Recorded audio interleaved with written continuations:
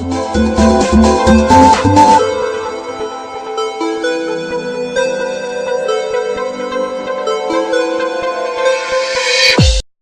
travaux de l'atelier national de restitution des résultats de l'étude de base du programme d'alphabétisation et d'apprentissage des métiers pour la lutte contre la pauvreté phase 2 s'est tenu ce lundi sous la présidence du ministre de la Femme, de la Famille et du Genre. Reportage signé Maïmouna Fofana et Cheikh Omar. Le programme d'alphabétisation et d'apprentissage des métiers pour la lutte contre la pauvreté, le PALAM en est à sa phase 2.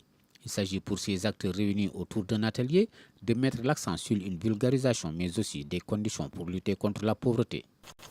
Suivant l'un des principes phares du programme, qui est le faire-faire, il fait appel à des opérateurs en alphabétisation, ici présents, dont certains sont ici présents, des opérateurs techniques, de même, des ONG, des services financiers décentralisés et des entreprises privées pour les enseignements, apprentissages, l'encadrement et le financement des micro-entreprises des jeunes et des femmes et surtout la réalisation d'infrastructures socio-communautaires rurales.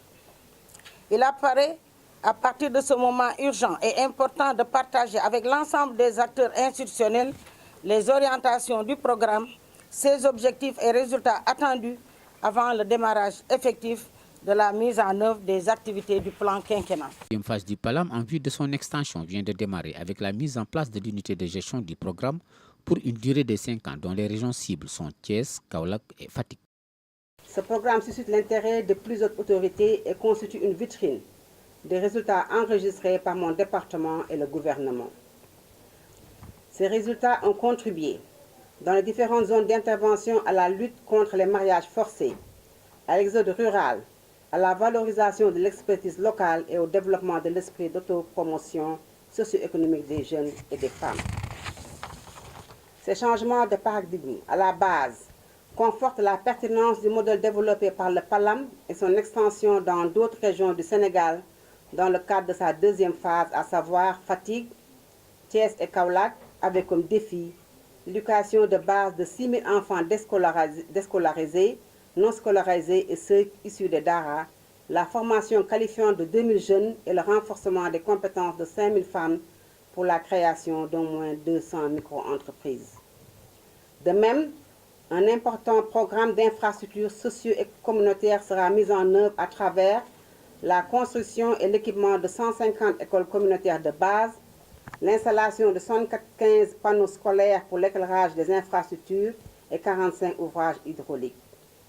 La construction et l'équipement de 20 maisons de l'émergence pouvant servir aux femmes et aux jeunes d'espaces d'échange, de formation et d'incubation de projets. Résultats enregistrés lors de la phase 1, il s'agira pour la deuxième phase de se pencher sur les améliorations à apporter. La création de richesses à travers la formation structurelle de l'économie est au cœur de la gouvernance politique de son Excellence M. Macky Sall, président de la République.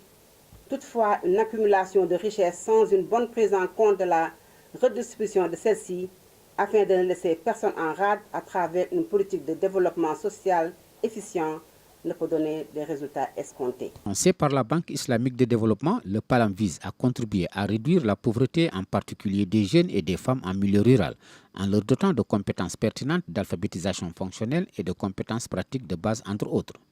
L'exercice qui nous réunit aujourd'hui, portant la restitution du rapport de l'étude de base des zones d'intervention de la deuxième phase du PALAM, en vue de recueillir les observations pertinentes à exploiter, revêt une importance majeure. C'est pourquoi j'en appelle à l'implication de toutes et de tous pour l'atteinte des objectifs fixés au programme. D'abord, les ministères techniques, à travers les différentes directions, centres de responsabilité ou partenaires techniques. Votre engagement constant et durable dans ce programme est très important, non seulement pour la mise en œuvre, mais également pour la pérennisation des acquis. La deuxième phase du programme sera mise en œuvre dans les régions de Fatick, Kaolack et Thiès. Les zones d'intervention ont été choisies sur la base de l'extrapolation des cartes de la pauvreté et de l'analphabétisme.